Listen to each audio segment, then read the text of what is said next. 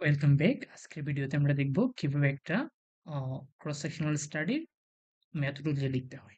ওকে, অনেকে মেথডস বলে, অনেকে মেথোডোলজি বলে। তো ক্রস সেকশনাল স্টাডি যখন আমরা করি তখন আমাদেরকে অলওয়েজ স্ট্রোপ গাইডলাইন্সটা মানতে হয়। স্ট্রোপ গাইডলাইনটা কি?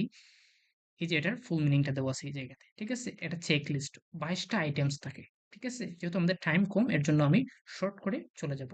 আপনারা সেটা ফুল মিনিংটা দেখে নেবেন এবং 22টা আইটেমস কি ওইটা ফেসবুকে বা ওটা ওটা হচ্ছে ক্রোমে সার্চ মারলে ওটা চলে আসবে আমাদের, ঠিক আছে? ওকে, তাহলে আমাদের মেথোডোলজি ফার্স্ট সেকশনে যেটা থাকে সেটা হচ্ছে স্টাডি ডিজাইন। সেকেন্ড আইটেম যেটা থাকে সেটা হচ্ছে সেটিংস এন্ড পার্টিসিপেন্ট। থার্ড যেটা কি আইটেম সেটা হচ্ছে ভেরিয়েবলস এন্ড মেজারমেন্ট। ফোর্থ যেটা সেটা হচ্ছে আমাদের data source and bias. Five হচ্ছে আমাদের স্ট্যাটিস্টিক্যাল মেথড। ওকে, তাহলে আমরা চলুন আর একটু ডিটেলস জানি। তো প্রথম যেটা স্ট্রোব আইটেমের first item study design.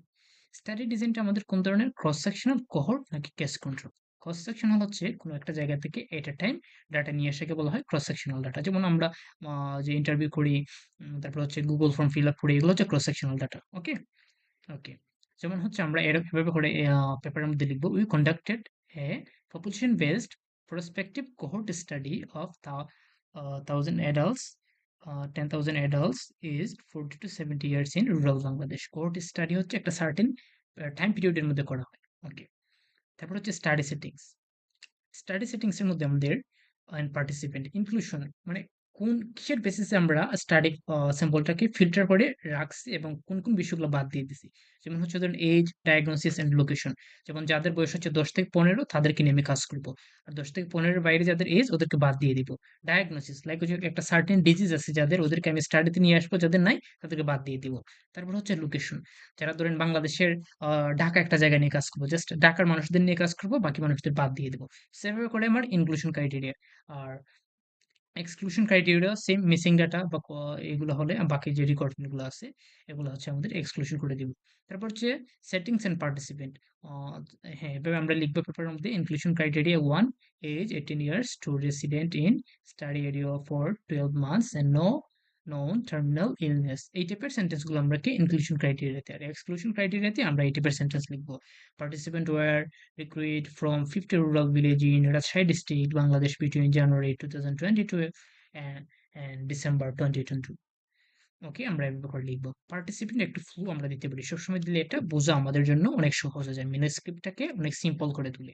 Assessed for eligibility 12, এতগুলো প্রদান আমাদের যে 12,500 স্যাম্পল সাইজ।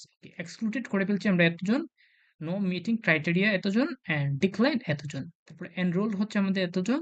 তারপরে আরো কিছু আমাদের ক্রাইটেরিয়ার বেসিসে এক্সক্লুড করলাম, loss to follow up and analysed sample. এরকম করে আমরা একটা ফাইনাল অ্যানালিটিক্যাল স্যাম্পলের জন্য এরকম একটা ফ্লো চার্ট মেনটেন করবো। ওকে, ভেরিয়েবল এন্ড মেজারমেন্ট। অ্যান্ড প্রথমে যেটা আমাদের থাকবে আউটকাম ভেরিয়েবল। আউটকাম ভেরিয়েবলটা ডিপেন্ডেন্ট ভেরিয়েবলটা কিভাবে আমরা মেজার করছি সেটা। তারপর হচ্ছে এক্সপোজার ভেরিয়েবল, মানে মেইন ইন্ডিপেন্ডেন্ট ভেরিয়েবল। তারপর হচ্ছে কোভেরিয়েট গুলো, কনফাউন্ডার গুলো। ওকে, তো এগুলো আমরা এভাবে লিখবো। যেমন হচ্ছে hypertension was define as SBP, systolic blood pressure. এটা ফুল মিনিংটা আমরা ব্র্যাকেটে লিখে দিব। 140 মিলিমিটার হাইড্রেট যেটা মেন, ডিপিপি 19 মিলিমিটার হাইড্রেট যেটা more self reported anti hypertensive medication use validated against medical records kappa 0.810, মানে এটা একটা রেফারেন্স আমরা দিয়ে দিব। ওকে, মেজারমেন্ট টেবিল, সামারি, এরকম একটা টেবিল দিতে পারি আমাদের জন্য, সেটা বুঝতে সহজ হয়। তারপর হচ্ছে data source and bias.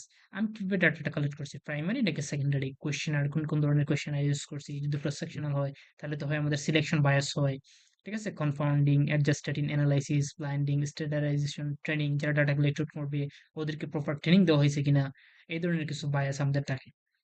Data source গুলা, ডাটা সোর্সের আমরা এইভাবে লিখবো, outcome assessors were blinded to expose study status to reduce recall bias. Dietary data were collected using a validate FFQ with portion size, photographs, মানে এই টাইপের কিছু একটা আমরা লিখে দিয়ে দিব বায়াস কন্ট্রোলের জন্য সেন্টেন্সগুলো আমাদের। স্ট্যাটিস্টিক্যাল মেথডের মধ্যে আমাদের প্রথম যেটা লাগবে স্যাম্পল সাইজ ক্যালকুলেশন, মানে স্ট্যাটিস্টিক্যাল পাওয়ার বাড়ানোর জন্য। ডেসক্রিপটিভ স্ট্যাটিস্টিক্স, মেইন অ্যানালাইসিস যেটা আমাদের রিগ্রেশন করি, লিনিয়ার লজিস্টিক বা কক্স হ্যাজার্ড রিগ্রেশন। তারপরে confounding adjustment, sensitivity analysis, missing data handling. Normally complete case analysis করি আমরা, পরবর্তীতে এগুলো নিয়ে বিস্তারিত জানবো।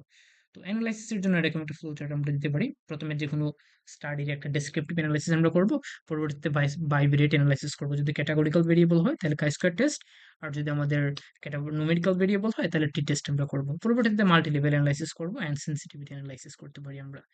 ওকে? তাহলে আমরা এভাবে করে আমরা লিখে দিতে পারি মেথোডোলজি সেকশনের জন্য। তারপর এই আইটেমস গুলো যদি আমাদের থাকে তাহলে সেটা হচ্ছে আমাদের স্টোব গাইডলাইনের মেথোডোলজি আইটেম। তারপর হচ্ছে সফটওয়্যার, আমি কোন সফটওয়্যার ইউজ করে এনালাইসিস করেছি সেটা আমাদের লিখে দিতে হবে এরকম একটা সেন্টেন্স দিয়ে, যেমন হচ্ছে all analysis were performed using R version 4.2.1 with packages tidyverse code is available. যদি আমার যে অ্যানালাইসিস করেছি সেটা কোড যদি থাকে তাহলে সেটা একটা গিটহাব ওপেন অ্যাক্সেস রিপোজিটরি লিঙ্কটা আমি দিয়ে দেবো। এভাবে করে আমরা দিয়ে দিতে পারি আর কি। আর কোন মিস্টেক যেটা আমাদের হওয়া হয়, অনেক সময় আমরা নো স্টাডি ডিজাইন লিখি না, বা মিসিং ভ্যালু কিভাবে হ্যান্ডেল করা হয়েছে সেটা লিখি না, ভেরিয়েবল ডেফিনেশন গুলো আমরা দিই না, বায়াস গুলো অ্যাড্রেস করি না, স্ট্যাটিস্টিক্যাল সফটওয়্যার গুলো সাইট করি না, অ্যান্ড মিসিং ডাটা কিভাবে হ্যান্ডেল করা হয়েছে সেগুলো আমরা লিখি না। তো আমরা যখন মেথডোলজি লিখবো অবশ্যই সেগুলো ভালো করে খেয়াল করবো। ওকে, তাহলে কমপ্লিট আমাদের কোন কোন জিনিসগুলো থাকবে: design, study design, participant, outcome, exposure, statistical analysis. Okay, তাহলে এই হচ্ছে আমার মেথোডোলজিক্যাল সেকশনের জন্য এগুলো মাস্টবি থাকা লাগবে। আর এরকম একটা ফ্লো চার্ট আমরা তৈরি করব। ওকে, হ্যাঁ, লাস্টে এরকম একটা রেফারেন্স আমরা দিয়ে দেবো। তো আমরা প্র্যাকটিক্যালি দেখি কিভাবে একটা মেথোডোলজি থাকে জার্নালে। যেমন হচ্ছে এই পেপারের দেখেন মেথোডোলজি, এই যে স্যাম্পল ফার্স্ট হচ্ছে methodology, study design and data source, যেটা আমাদের একদম ফার্স্টের স্টাডি ডিজাইন এন্ড ডাটা সোর্সের এটার সাথে মিলে। পরবর্তীতে হচ্ছে আমাদের স্যাম্পলিং এন্ড স্যাম্পল সাইজ। তার পরবর্তীতে হচ্ছে আমাদের আউটকাম ভেরিয়েবল কিভাবে আমরা অ্যাসেস করছি, তারপর হচ্ছে এক্সপোজার ভেরিয়েবল, তারপর হচ্ছে কোভেরিয়েট, তারপরে একটা ফ্লো চার্ট আমরা এরকম দিব, তারপর হচ্ছে ডাটা ম্যানেজমেন্ট কিভাবে ক্লিনিং করছি, মিসিং হ্যান্ডেলিং করছি সেগুলা, তারপর হচ্ছে বায়াস এন্ড কনফাউন্ডিং, তারপর হচ্ছে কিভাবে আমি ভেরিয়েবল গুলো সিলেক্ট করছি, অ্যানালাইসিস করছি সে বিষয়গুলো, তারপরে স্যাম্পলিং ওয়েট, ডাটা ম্যানেজমেন্টের পার্টগুলো, তারপরে অ্যানালাইটিক্যাল ফ্রেমওয়ার্কের জন্য আমি দুইটা মডেল, কোন ধরনের মডেল করছি সেগুলোর ইকুয়েশনটা লিখে দিয়ে দিয়েছি, ইকুয়েশন না লিখে দিলেও হবে। পরবর্তীতে স্ট্যাটিস্টিক্যাল কি কি অ্যানালাইসিস করছি, ডেসক্রিপ্ট করছি, ইউনিভেরিয়েট, বাইভেরিয়েট, এগুলো আমি লিখে দিছি। কোন কোন ভেরিয়েবল গুলো আমার মডেলে নিয়েছি সেগুলো, আর খুব ইম্পর্টেন্ট যদি মানুষের ডাটা হয় তাহলে এথিক্যাল কনসিডারেশন। তো এই হচ্ছে মোটামুটি লেভেলের আমরা একটা মেথোডোলজির পার্ট।